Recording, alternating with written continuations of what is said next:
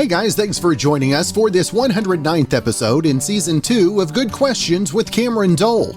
Special guests on this episode include country singer and songwriter Ward Davis. Got a brand new single, Get to Work Whiskey. We'll also talk about his upcoming dates, music, and more.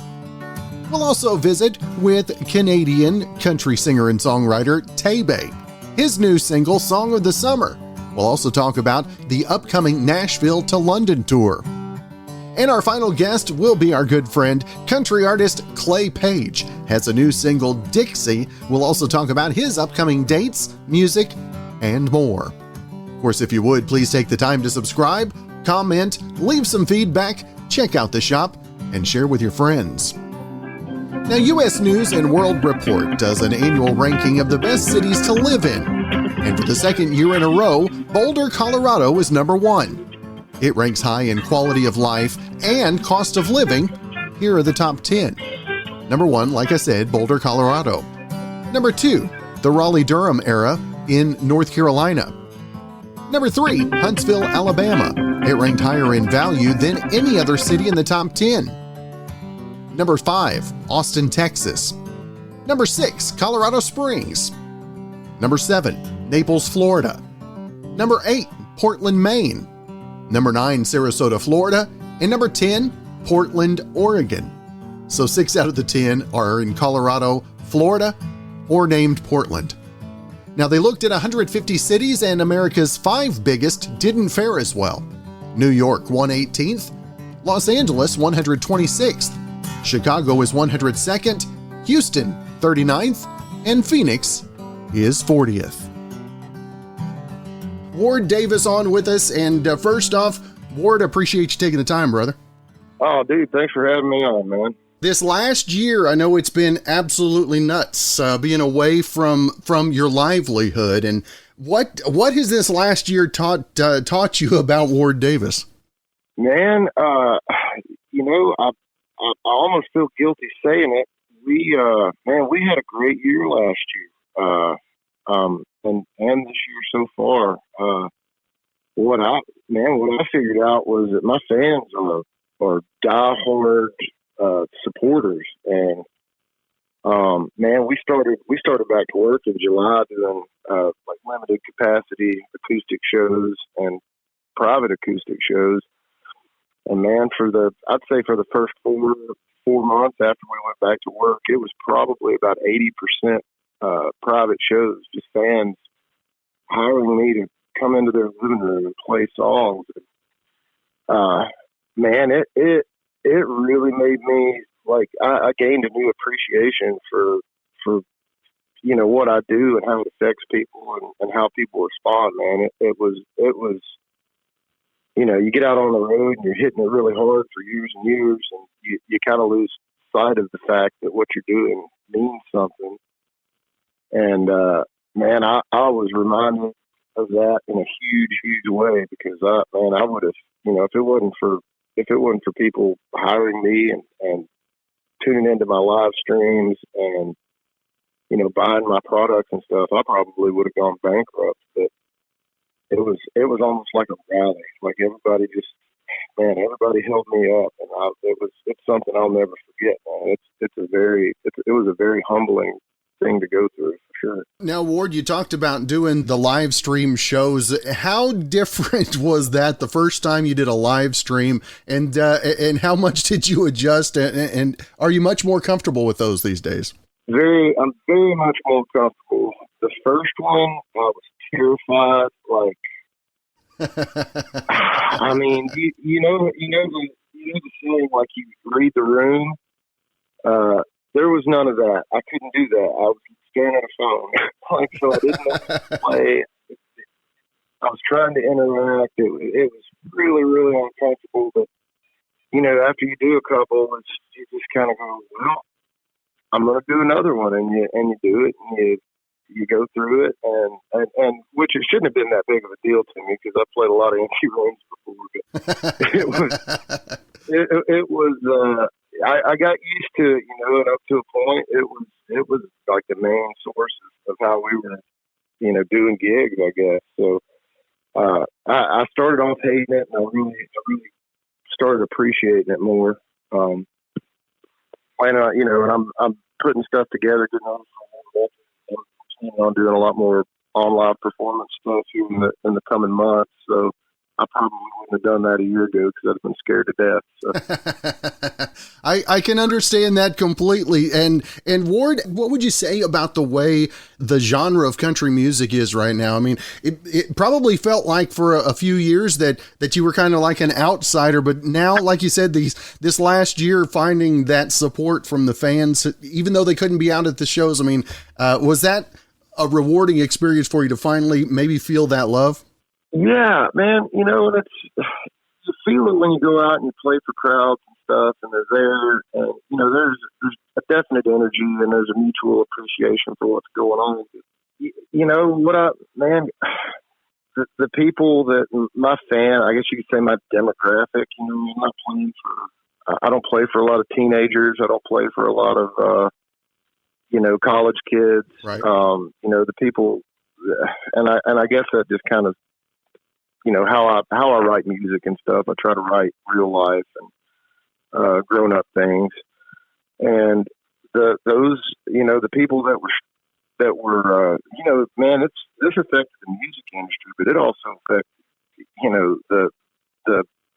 your buddy the mechanic, man. And I bet for a few months there, I bet he was just because nobody was going anywhere. Nobody was tearing their cars up, so it really affected everybody. And for people to be going through basically the same thing that I'm going through, and the things that they're worrying about the same things I'm worried about, and to take $20 out of their wallet and put it down, man, it's a huge gesture of appreciation. And man, what did I learn? It's just, man, that people are good, and people love music, and people need music, and I'm the same way, man. Like, I don't know where I'd be without James Taylor right now, but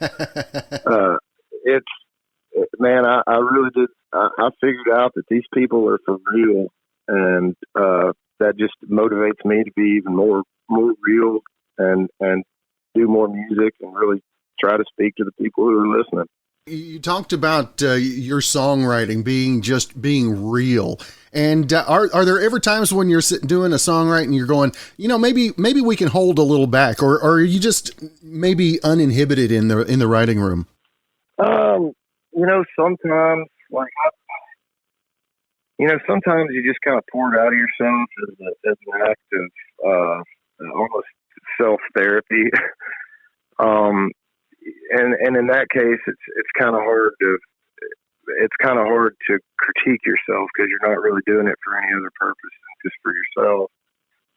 I find myself when I'm writing with co-writers, that they have to. I've got trained to write songs in Nashville, so they have to reel me in, or you say reel me in. It's more like they hit the button on the zip code, give me slack.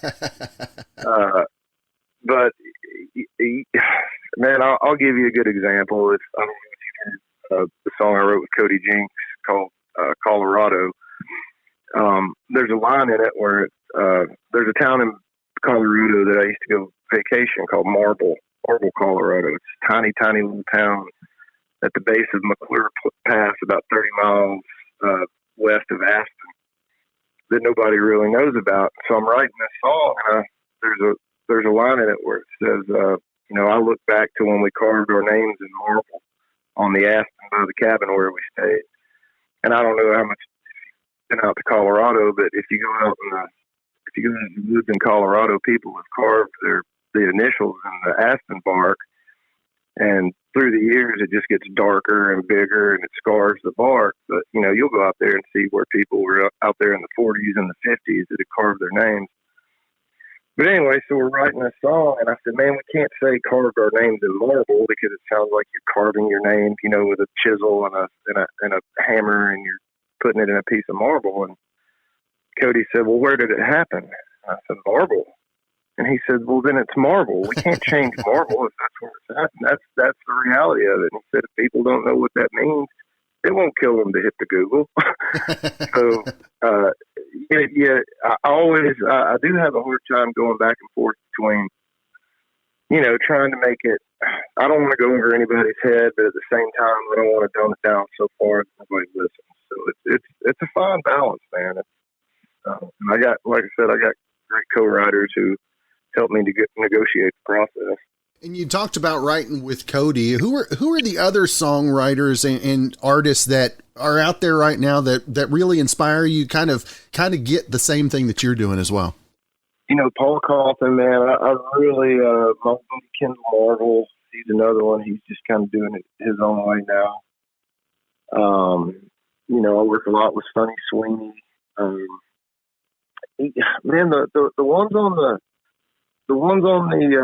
underbelly of country music are the Right. ones that really, really get me going, because I'm not going to get on your radio station and talk about how terrible music on radio is, because I won't. Everybody's got to make a living. But man, I totally can't relate to what's on mainstream country radio right now. I mean, just 100. I really like the Brothers Osborne. I really like Chris Stapleton. Obviously, everybody loves Chris Stapleton, but man, there's just this. It's not. I'm 41 years old. I don't really relate to Blue Jeans and Fireball anymore, and that seems to be like really predominant. It's all this music that's just supposed to make you feel good. It's more like a drug than reality. And sometimes life isn't just a party, and usually not. So the ones that inspire me are the guys that are out there, creating new, if nothing else, just a new sound for the genre, a new direction. Anything it's either just insanely traditional, insanely songwritery, or just the really innovative stuff that people like Paul are making. That is still true to the, you say genre, I don't know what the genre is anymore, but true to the outskirts of what the normal is, I guess. Now, Ward, talk about the single "Get to Work Whiskey." I mean, as soon as I heard this, it was just Ward Davis through and through. And tell our listeners where this one came from for you. Well, I can tell you what my publisher said at the time when I wrote it. I was in Nashville, and turned it in, got an email back, said, "Don't need whiskey songs." That's what the email said. Don't need whiskey songs. So, man, that song's about 10 years old. I wrote it with my friend Bob Regan. Bob's he's an old dog in Nashville, and we were sitting around talking. And he said, "Man," he's like, imagine if Jack Daniels worked for you. Imagine if you counted on Jack Daniels to come like hold your yard or something. But as opposed to that, he comes over and he makes you feel that you're paying him to. So what is this?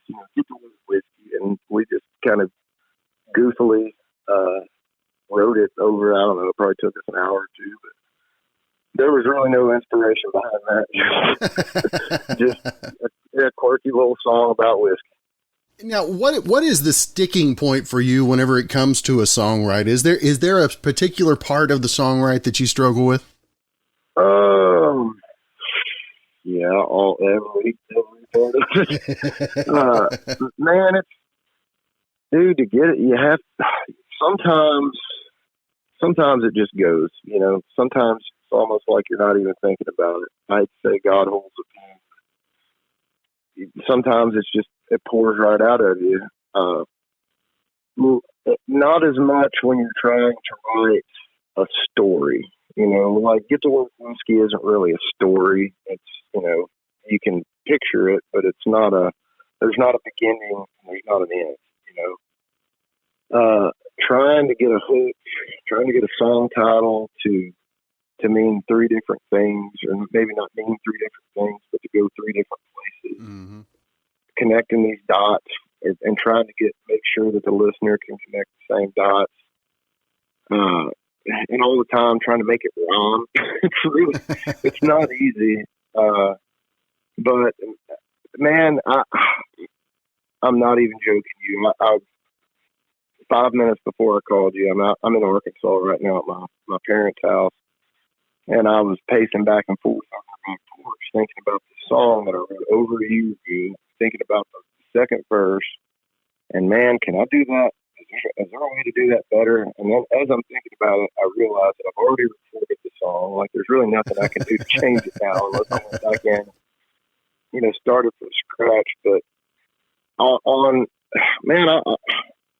like to think that I'm a real songwriter. Like, that's my brain is I spend a lot of time after I write a song, basically editing it. And that part for me is probably the most difficult, because you can edit yourself into the ground. Like, you can always say, "Oh man, I wish I'd have said and instead of but." You just kick yourself for months because you say and instead of but, and it's stupid stuff like that. But the editing is by far the most tedious part of it and the most time. And Ward, as things have opened back up, have you noticed a difference in the fans at the live show? Oh, dude, they buy more T-shirts. The enthusiasm is times 50 than before pandemic. Because man, you think about it, like, man, music in America is like apple pie. I mean, it is so cultural. Mm-hmm. Live music especially, and man, to have that taken away from you, I mean, you're taking something from people that they really, really rely on. It's a thing to make you feel normal, and we've been closing every show with Freebird, because for a year and a half, there's always a drunk in the back of the bar screaming Freebird. For a year and a half, this country has been without that drunk,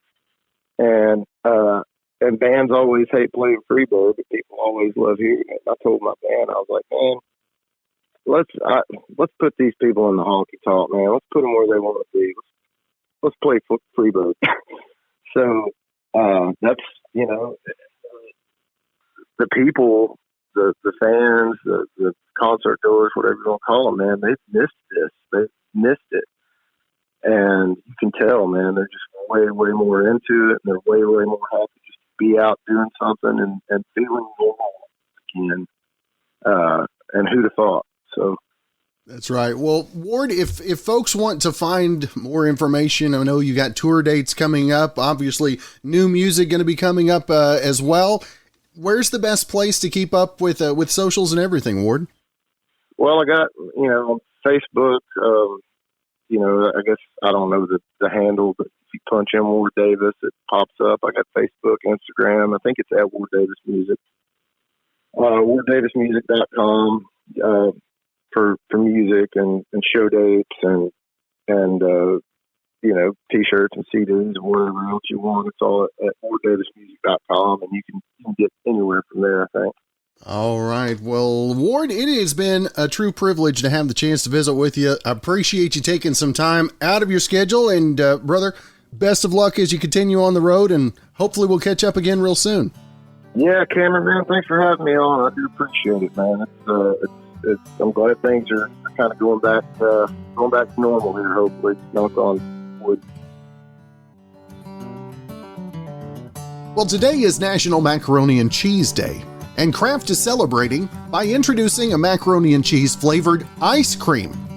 It's a collaboration with Van Leeuwen Ice Cream out of Brooklyn. Now, it is a limited edition thing, and if you're interested, it's available online while supplies last. Started this morning, 11 a.m. Eastern. A pint gonna set you back about $12, and the question is, would you try some? Well, Today.com has been running a poll, and last we checked, 48% said no, 43% said yes, and 9% haven't decided. Now, for the record, Eater.com was sent an early taste, and they claim it's very good and nothing short of magical. They also say the inspiration is evident and the flavor is similar, but the texture is different, and there's no cheesy smell, to which we all say, thank you. platinum selling artist from Canada. And, we've got a bit of a Canada connection here with our listeners as well. Tebey with us today. And first off, brother, I appreciate you taking some time to be on the show. Absolutely, man. Thanks for having me.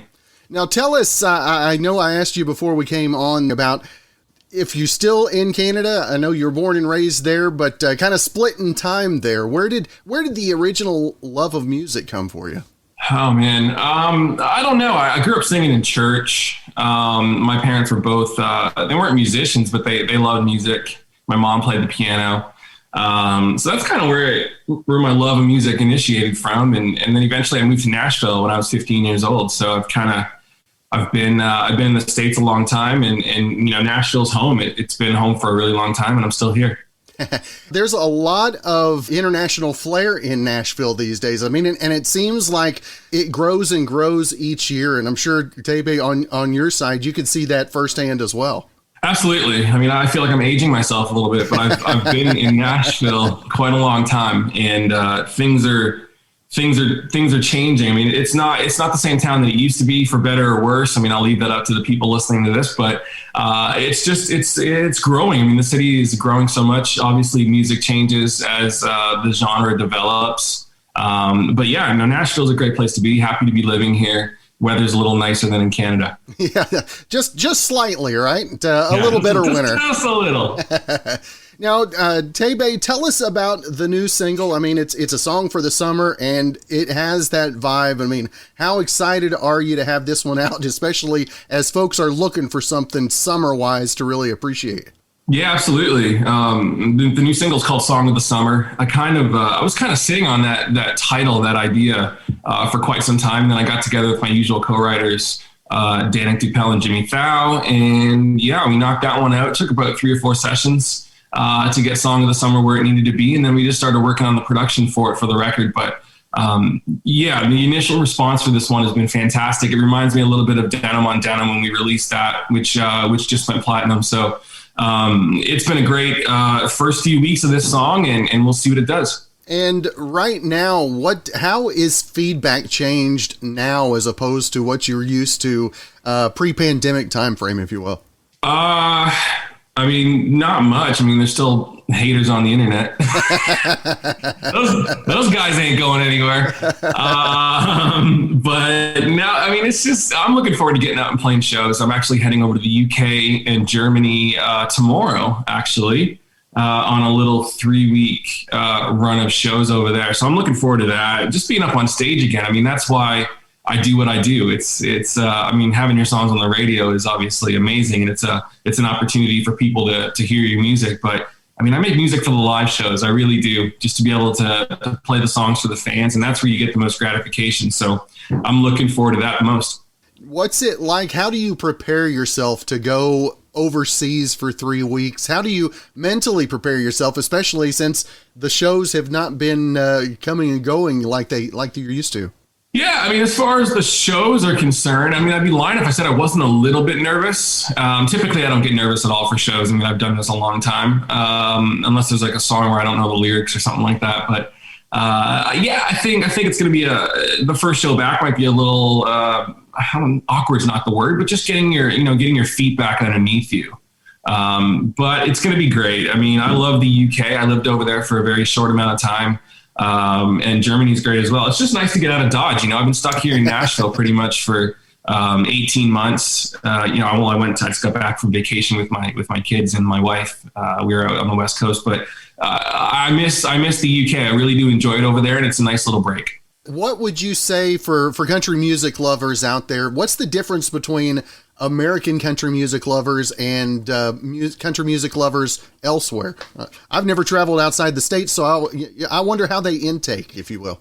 Well, I mean, Canadian and American fans are pretty much the same. I mean, really, there's a border in between us, but we're really not that much different. I think people are always surprised to hear that. It's not like going to Europe. Canada is very much like the States, but yeah, I think the fans are over on this continent pretty much the same as far as that's concerned. In the UK, they're a lot more polite And I don't mean that as a swipe at the fans over here. They're just, they like to sit and listen. That's just kind of how it is. But I'm actually playing my first festival show in Manchester, UK, coming up here in a couple of weeks. So I'm curious to see how they're going to be in a festival setting, because that's, if they're going to get rowdy at all, it's going to be a festival.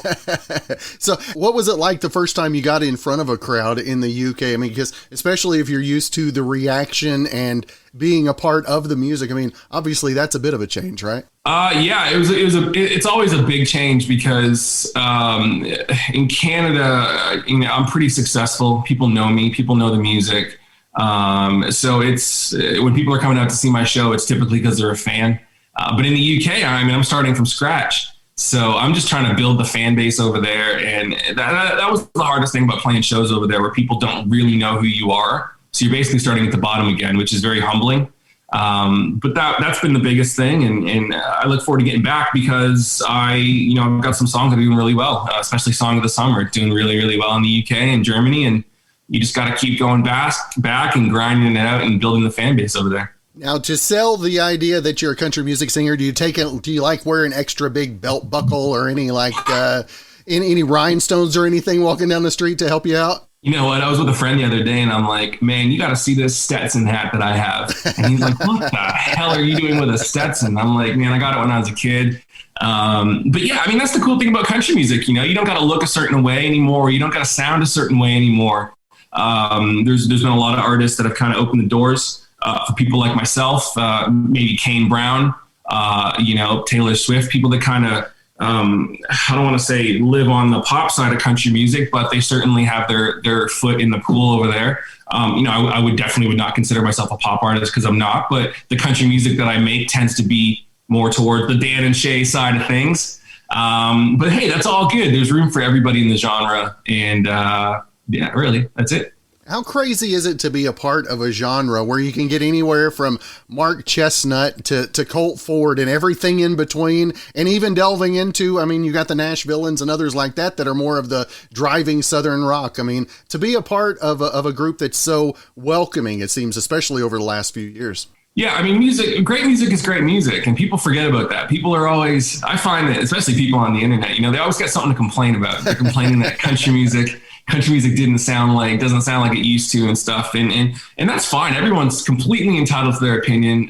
There's a lot of pure traditionalists out there, and there's nothing wrong with that. I personally love that music. I love George Strait and Alan Jackson and Mark Chestnut and all the classics. But music evolves. It just is what it is. It's evolved since the Beatles, and they're arguably the best artists ever in the history of music. So I just do what I do. I just make the music that I love. It definitely is within the country genre. And, I personally have written enough hit songs for other people that I think I got my pulse on what's going on here in Nashville. You talk about the evolution of music. Is there any part of the evolution that you try to fight against, as if people are bringing ideas into you, or are you pretty open to evolve it a little? I love all different kinds of music. I really do. And I try to bring some of those influences into my records or into the country music genre. Usually it's the melodies. I tend to try to find melodies that you wouldn't expect per se in the genre. So that's that for me. I just try to be different without taking it too far. And I think that's the key there. A lot of people try to be different, and then they end up just pushing themselves out of the genre. And that's not what I want to do. I know where my music lives, and I'm just going to keep doing it. That's right. Now, you teamed up with Una Healy on the single as well, and man, the part of vocals that she adds into it, it just sets the song ablaze. How cool is it to work with her, and Irish country coming in on that side, right? Yeah, absolutely. I actually still haven't met Una because of this whole pandemic situation, because she's in Ireland and obviously I'm in Nashville. But yeah, it was great to work with her. I'm going to meet her when I get over to the UK in a couple of days. She's fantastic. I've been a fan of Una's for a long time. A lot of your listeners probably aren't familiar with what she's done, but she was in a massive girl group called The Saturdays in the UK, just absolutely massive. and she's gone on to be very successful as a television personality and also a singer in her own right. So it was great to work with her. It was basically a cold call. I had my management call up her team, and I'm like, I really want Una to sing on this song. We were looking for someone that was outside of the genre. There's a lot of country music duets. I feel like Lauren Elena has sang on every possible duet that there is right now. And I just didn't want, no offense to Lauren, you know what I mean? And I just wanted someone a little bit different. So we went after Una, especially for the European market and the UK market. And she said she would do it, which is awesome. And we're off to a really, really strong start over there. I think, we're closing in on 1 million streams. So already it's only been like a month. How has looking at socials, looking at streaming numbers and stuff like that, I mean, do you just bang your head against the wall trying to get everything in line, if you will? Yeah, it's tough. The business has changed a lot since I first got started with social media, Spotify, Apple Music, things like that, all the streaming platforms. So how people access their music is a lot different, of course. I think we're going to be done with actual physical CDs very soon, if we're not already. But yeah, it's a lot to set up a release, especially something like this where the song, there's numerous versions of this song. I mean, Song of the Summer was not written as a duet. I recorded it just as one of my own songs, and we ended up doing an acoustic mix and then a poolside mix and then a duet mix. So we've got all these different mixes of the song. I'm waiting for the Paul Oakenfold remix, right? We'll see. Maybe David Guetta. There you go. Now, the Nashville meets London. How cool is it to be a part of that? And I know International Country Music during CMA Fest every year they have a special night for the internationals. Well, CMA Fest not happening this year, so taking it to London. How cool is that? Yeah, really, really cool. I've been going to the UK for quite a while now. Lived there for a little bit, and I've seen the growth of country music in that territory. I think in the UK and Ireland in particular. I mean, look how big Garth Brooks was, right? It wasn't Garth selling like 50, 60,000 tickets in Ireland at one point back in the late 90s or early 2000s. So country music's always been popular. It's just the issue that they have over there is there's not a lot of country radio. Right. So it's harder for people to access music, even though they have the streaming platforms. They get in their car, they turn on the radio, they're not going to hear country music. So you just kind of have to just keep going over there and building the fan base. But yeah, the fans are fantastic. They love the music. They really, really do. And they're invested. Once you make those fans, you make them for life, which is not really that much different to fans in the States. Country music fans are extremely loyal. What has the songwriting been like for you this last year? I love talking to songwriters and musicians and finding out, did inspiration change? Was it harder to find, or was it easier for you? No, it wasn't any more difficult. I mean, I think like everyone else, I kind of just took a bunch of time off. Luckily we had the music ready to go, so I didn't have to scramble and was trying to make records in the middle of this pandemic. But, yeah, no, it wasn't things haven't changed too much in my world. I mean, we're almost back to normal now, and I look forward to start working on the new record probably in October. Now, who are the artists that are out there today that inspire you, that you see what they're doing and you're like, yeah, I like that? Who's out there that's doing that for you? At this point, I don't think it's about necessarily inspiration. It's about admiration. I'm a huge Kenny Chesney fan. Back when I had a record deal in Nashville, when I was signed to Sony, Kenny and I were label mates. So I've been able to be around Kenny a little bit over the years, and he's such a nice guy. I'm the biggest fan of Kenny Chesney. Dierks Bentley as well. I've hung out with Dierks numerous times. Such an amazing person. So those are the guys right there that I admire. I admire people like Sam Hunt and Kane Brown simply because they're staying true to who they are, and they're kind of pushing the envelope a little bit while remaining, respecting country music and what it's about. So there's a lot of people that I admire at this particular moment. In Nashville, you talked about Kane Brown, you talk about the Sam Hunts, you talk about the Dan and Shays. How long did it take for those kind of artists to get even accepted in Nashville? Or by the time they came around, was it pretty easy, or was it a pretty long road, if you will? I think for them, not Dan and Shay, but for Sam Hunt and especially Kane Brown, I think it was difficult for them. I mean, I actually know Kane's manager, Martha, really, really well. I've known him for 20 years. It was a struggle in the beginning because he is different.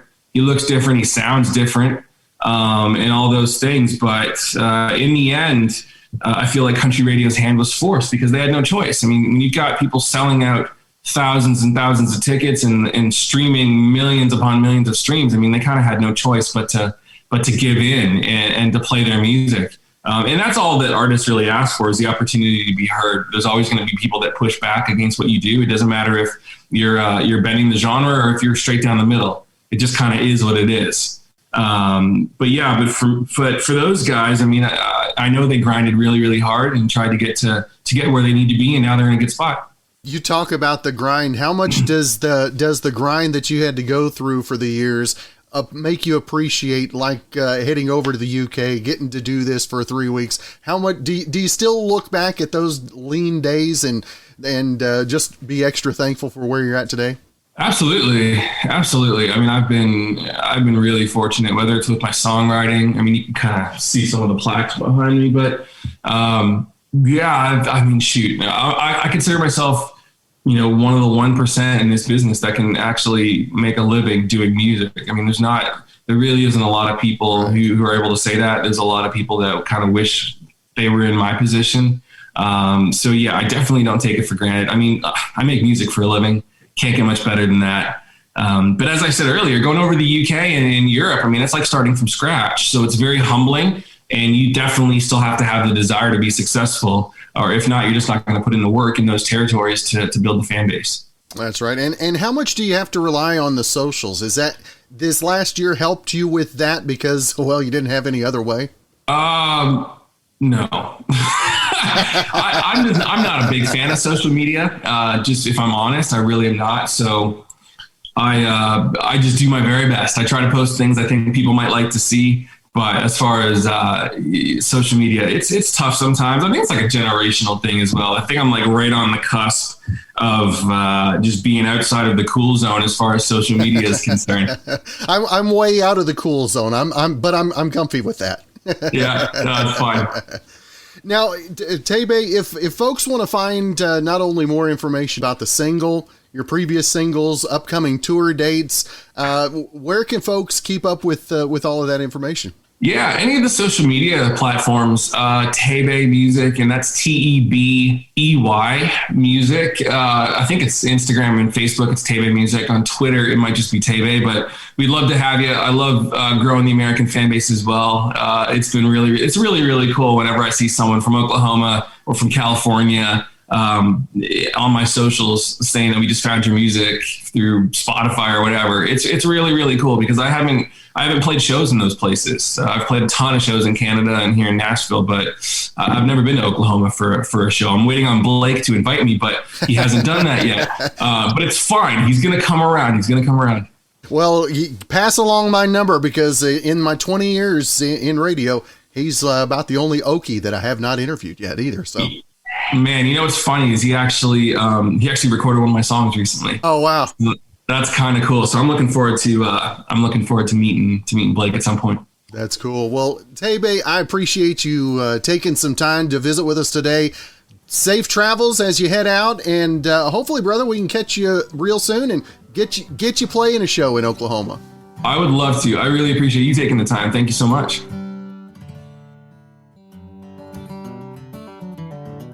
Now, a large fry at McDonald's costs $2, so you could get 100 orders of those or 1 order of these. A restaurant in Manhattan called Serendipity 3 just set a new record by adding a $200 side of fries to their menu. Guinness announced the record yesterday for National French Fry Day, and no, the fries themselves aren't that expensive.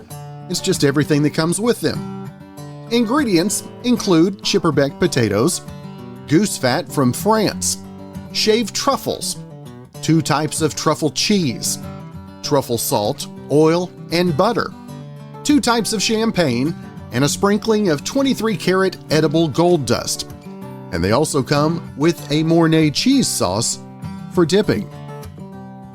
Another friend of the show, we've had quite a few friends of the show this last week, and Clay Page on with us. And first off, Clay, good to talk to you. Good to see you again, brother. Cameron, you as well, man. I appreciate you having me back on. And like I say, I almost missed out on the opportunity earlier, man.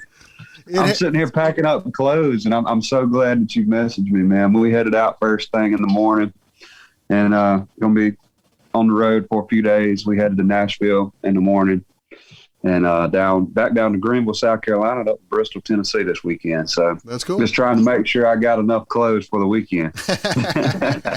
What's it like now that you got live shows to look forward to? I mean, how pumped are you? I've been watching your pictures over the last few weeks, and I get pumped up for you. So I can't even imagine what you feel like. Honestly, Cameron, it's been an awesome feeling to be back working, just doing what I love. And I like I say, man, there's really no way to explain it. It's just, it's almost like being in the corner or in a dark room for so many months, man. And it's like, hey, we can finally see the light. You turn around and you're like, what am I going to do now? Right? Exactly. Exactly. Now, not only things opening up, but new music out there as well. I know we were able to debut that one last week on the radio as well. Tell our listeners about Dixie and what the feedback's been like so far. Oh man, it's been awesome. A few stations down here in the Southeast are spinning it pretty heavy right now, and that was a song I wrote with Trent Willmon, and just a heck of a writer, man. So talented. Trent's a great writer, and he was actually, we wrote Somewhere in Between, which was one off of my new EP a few months ago. I think we had an interview around the time that one come out last. So you've been staying busy now as things have opened up. Have the Zoom rights continued, or are you doing more in-person stuff? Honestly, here lately, it's been more of the in-person, a matter of fact, funny you mentioned that. Dixie was actually wrote through FaceTime. Oh, was it really? Yes, sir. Funny you mentioned that, man. That was one, I was in Georgia and Trent was in Tennessee, and we FaceTimed it out, man. So my favorite one to do live. How much harder is it to get the timing, get the feel down over Zoom? I mean, obviously you've worked with Trent before, so that's got to make it a little better, but. Well, it's one of those things, man. It's like there's no playing along. One, either you've got to play the guitar or I've got to play the guitar. And you've got to sing or I've got to sing. But there's no, there's no mashup, if you will, between the two. That's not cool. Through FaceTime, at least. And at the time, man, I don't know if you remember, but last time we was in a little bit different setting. Man, I'm so far out in the woods, we just got internet. Like, so I'm like breaking history right here. I do believe. I think this is my first meeting since we've had Zoom meetings since we've had internet. Well, and you gave it to me, man. I can't ask for more, can I? Yes, sir. Well, I'm excited to be sitting here at the house doing a Zoom meeting, man. Like I say, it's pretty awesome. After this weekend, how's the scheduling? Staying busy all the rest of summer and fall? Starting to pick up? Yeah, man. Summer is slam booked. I'll be back out in Texas next week. Out there hanging out with a couple of buddies next week, and then going to Medford, Oklahoma next weekend. And like I said, this weekend, I'm trying to make sure I'm telling you right. Nashville, Greenville, and then Bristol, Tennessee this weekend, and then Texas next week. And I'm not sure. I think we got some stuff coming up in Arlington, Virginia. Man, I'm trying to just rattle them off off the top of my head. I really can't honestly remember. It's like I don't start checking my schedule till the middle of the week, man. And it's crazy. We had a little quick family vacation last week, and it was so nice, man. And honestly, I've spent the past couple of days just vacationing from vacation, just trying to get back in the groove, man, because it's been slam busy the past few months. And like I said, God's good. I've been extremely blessed, to be back working, doing what I love. And I think live music is coming back around, and I think that live music is alive and well. Now, getting back out there, how hard did you have to work the vocal cords, and have you had to strain a little bit in the first few nights back? Man, honestly, this weekend I'm gonna have to do that for sure because I had a full week off, and it was funny. We're sitting there talking about Dixie and everything. We shot a music video Monday, for Dixie. So that'll be coming out real soon. I think y'all are the first to hear that.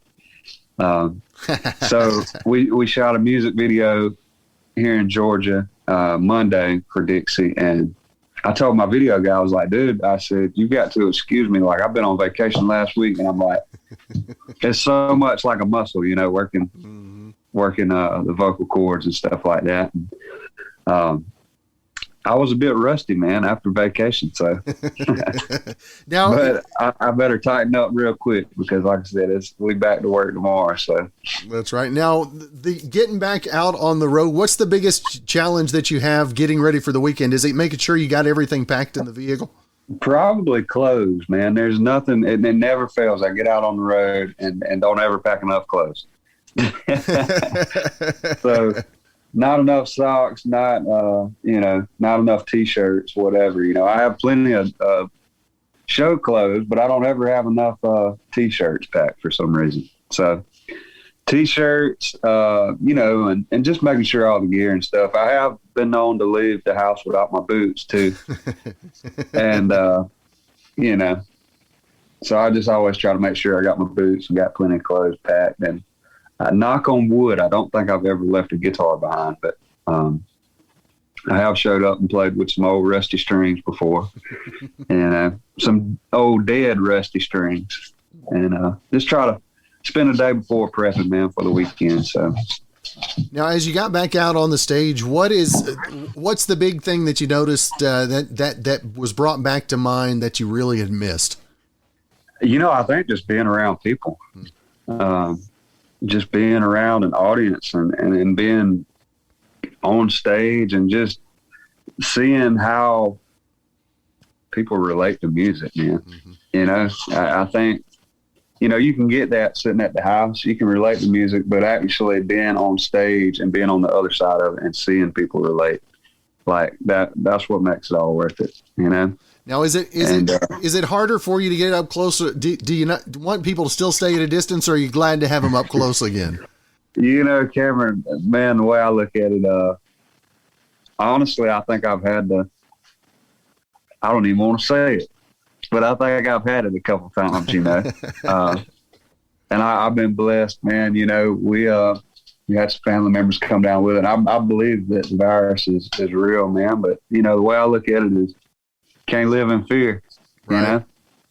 So, I think honestly sitting at the house is worse for me and my personality, and my soul and my well-being than being out here doing what I love, man. So it's therapy to go out and play shows.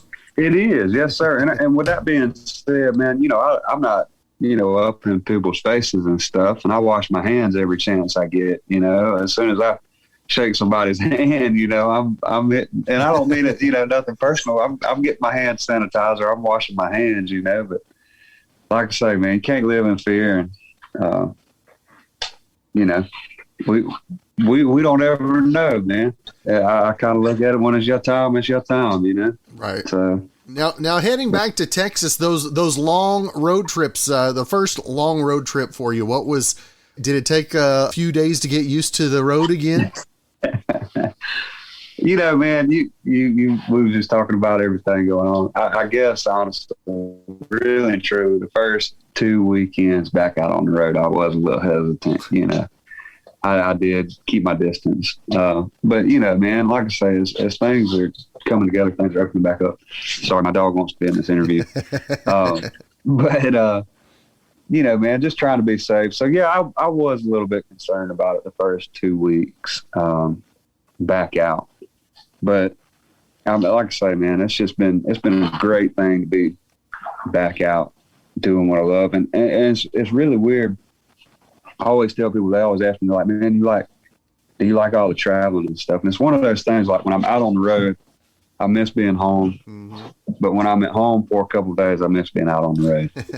So it's that balance, man. You know, when it's time to get home, it's time to get home. And if I'm being completely honest, the last run I made, I was gone for 2 weeks. And I was home, I think, 2 nights out of 2 weeks. And I'm not gonna lie to you, man. I was ready to get my butt home.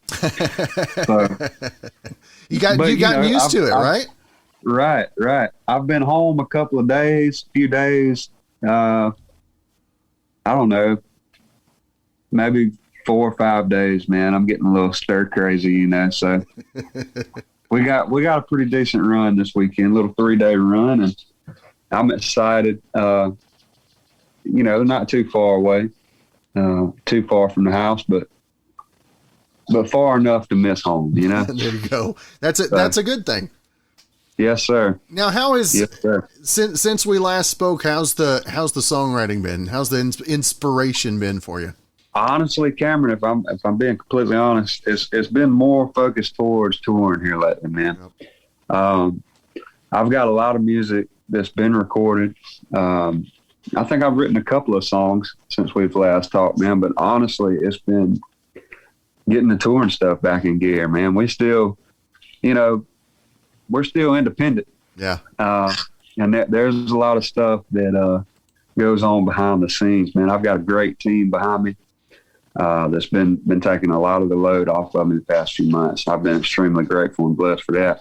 Because like I said, I didn't realize how busy things have gotten until the whole pandemic thing sort of blew over, you know. It's been busy. It's been busy. So I've been excited to have those guys helping me out and stuff. So now, how has the social media been? It's now that things are opening up. Has that been blowing up as well? Yeah, man. So TikTok's become a new thing for me, man. As everybody else, you know. I'm trying to navigate my way through TikTok, and I've noticed a lot more engagement on TikTok here recently than any other outlets. I mean, Facebook, you know, is still, I guess, leading the way. But as far as TikTok versus Instagram, man, the TikTok has been, there's been a few videos on there that have done really well for me. So that's been pretty neat. How hard is it to get the mindset for TikTok? I mean, I know it's because it's such a different social media platform. Well, I will say this. I don't think you're going to ever see Clay Page dancing on TikTok. Oh, come on. Yeah, I don't think you're ever going to have to worry about that, man. But honestly, some of the stuff on TikTok that blows up, man, I don't understand it, really. I'm going to be honest. I don't understand it. So it's definitely a different format, man. I'll have to say. And I find myself, I'm like, I'm going to watch a couple of TikTok videos. And then, like, there's some of the funniest stuff on TikTok, man. It's like I get sucked in. The next thing I know, 30 minutes, and we're all by on TikTok, right? You know, watching stupid videos, you know, but it's some funny stuff on there, man. There is. Yeah. My wife was later to the game than I was. I would share over, you know, some videos to her. And then I got to where I couldn't put my phone down. So I was just like, okay, I just didn't open TikTok for like a week. And then whenever I did, my wife had gotten on TikTok and she was sharing all the stuff. So yeah, I know it can overtake you. And you talk about weird stuff. The one I was noticing, I think it was yesterday, I noticed the newest food trend. Have you seen the pickles? They hollow out the pickle and put a Snickers bar inside and eat it. I hadn't seen that. I don't know if I could do that. Yeah, I'm out on that one. Yeah, no. See, that's why I say, man, there's some crazy stuff going on TikTok. It's cool, man. I think it's a neat thing. I heard somebody say one time, like, you know, musicians, they need to really be taking a hold of TikTok because, you know, the little thing on the bottom there, like where you can, all the sounds and stuff, you know, which I thought was really neat. I never really thought about it. So once I heard them say that, I was like, man, maybe I need to start utilizing this a little more. Putting those tracks out there. Right. Exactly. Exactly. Got the new single. You got some more music coming up. What does the rest of 2021 and how do your sights look on 2022? Oh man, like I say, just a lot of touring throughout the rest of the year. And you know, man, that's another thing. I actually before I jumped on the phone with you, I was talking to my assistant Rebecca, and you know, we were just sitting there talking about goals and stuff for the coming into the new year, you know, 2022. Mm-hmm. I had to honestly think about what year it is, Cameron. But yeah, like coming into 2022, man, like, you know, we're fixing to start sitting down, shaping some new goals for the new year. And I think that, you know, my mind is that 2022 is going to be the biggest year yet for us. So 2021 coming back in has been great. And I'm just, like I said, I'm really excited to see what's in store for the next few months. And I think as things are continuing to open back up, like that the industry as a whole, man, is just going to be booming more than ever. Because that's one thing too, when you go out and you're at a live show, man, you can just tell like people are just excited to be there, you know? Yeah. And it's almost like one of them things like, you know, I feel like maybe live shows and stuff was sort of take it for granted, you know, maybe. I don't know if I should say that, but like I just feel like everything's more appreciated, you know? Yeah. Like from a musician standpoint. So that's just, and I think you and I hit on this a little bit last time, man, but it's like, you don't ever think about music not being able to go see live music somewhere until it's gone, you know? And like, as things are opening back up, it's like, wow, man, you can go have a drink somewhere and listen to music. Like, whoever thought, you know? I mean, who would have ever thought that we would have gone almost a year without being up close to people? I mean, it's exactly something. It was just unthinkable. For sure. And it's almost like, you know, we was talking about that earlier. You know, man, honestly, like I said, the first 2 weeks me back out on the road, man, it was a little weird. And that's just stuff that you don't ever think about, you know, until you're not able to be out in front of a crowd. And then like when you are around the crowd, it's like, man, it's almost like you don't know how to act, you know? we've had a couple of shows and the same way. Speaking of that, man, we played a few places down in Carolina where people really didn't know how to act, man. Fighting and stuff. I'm like, golly, they've been cooped up too long, man. They needed a release. I'm telling you something. Yeah, we was down in Carolina, man, playing folks, fighting and things, you know. And I was like, man, you know, COVID's done put a toll on these folks, man. Sitting at the house. Now, I know that social has also helped you. I've seen you've been doing some lives from the shows. And how cool is it to be able to take your fans along with you on the ride? It's really neat, man. It is. We started another thing I've been really excited about over the past few months is we started a private Snapchat group, man. And I've got a text line, you know, like that we do at these live shows and stuff. People can text in from the live shows. So everybody from my text line got an invite to be on this private Snapchat group. And it's like behind the scenes stuff, you know, whatever. I'm going to be honest, I've been slacking on it the past few days. But like I said, man, I'm vacationing from vacation. But anyways, that's been really cool, you know, doing that. I actually called them on Snapchat the other day, just like we are here, and kind of give them behind the scenes of the new music video. So that was really neat. And with that said too, man, I think we're fixing to start exploring some other, there was a lot of people. I left this part out. I didn't realize in a private Snapchat group that you could only do a limited number of people. So like, it's super exclusive, man. There was like people texting back. There was like, the thing's full, you know, we can't get on. So with that being said, there was also people that was like, I'm not on Snapchat. I'm not on social media. So we're trying to come up with a thing now for people to still get that behind the scenes experience. You know, we've looked at some Patreon accounts, that type thing. So, because there'll be a lot of behind the scenes stuff, you know, that don't actually make it to Facebook or Instagram, all of that, you know. It may be packing clothes. It may be a phone call on a scene of a music video shoot, you know, whatever it is. It's been really neat, man, because I'm like, I don't know, I just think it's cool to take people behind the scenes like that on some of this stuff, because at the end of the day, man, most of the time your followers don't see anything, but the hour or so you get to play music. They don't get to see the late drives back. They're running out of gas in Mississippi, that type thing. They don't get to see all of that. Unless you are taking them on that behind the scenes thing. So I think it's cool. It's a cool way to,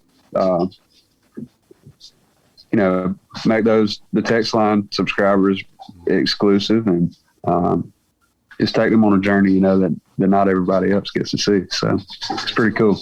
That is cool. Well, if Clay, if folks want to find not only more info, obviously, about the new single, Dixie, find out about the upcoming tour dates and all the socials and everything else, where's the best place to get the hub of all that? So Clay Page Country is my website. And like I said, Cameron, we're completely independent, man. We try to do the best we can with keeping everything updated. Like I said, I've got a lady, Rebecca. She's been helping me. Shout out to Rebecca. She's been helping me a lot over the past few months. So with all of that said, man, the website should pretty well be up to date. Okay. At Clay Page Music I'm pretty sure on TikTok and Instagram, Twitter. I'm going to be completely honest. I really suck at Twitter. Facebook, honestly, I keep Facebook updated as much as anything else. And the Snapchat is at Clay Page Music. So, and from time to time, there'll be people in and out of the group. So sometimes you can get in. A waiting list. That's right, on the private Snapchat group, man. I had people text me like, the thing's full. I'm like, what are you talking about? And I had no idea, man, when I sent it out, like that it was only a limited number of people, that could be joined in it. So, and then there was people like sending me messages. They're like, did you make a private Snapchat group? And I was like, yeah, man. I think they were thinking it was going to be like, one of those, fans only, right? Is that what they are? Yeah, there you go. Yeah, fans only. No, it wasn't one of them, man. It was a fans only from the road, Gives it a whole new meaning. Yeah, right. Here's me in my underwear in the van in Kansas with a cowboy hat on, at 6 a.m. in the morning, headed back to Georgia. That's awesome. That is awesome. Oh, man. Dude, it's been cool, man. I'm really excited, like I said, to see where things are going to be over the next few months, man. We working hard. We pushing harder than we have ever before, man. And I'm giving it every ounce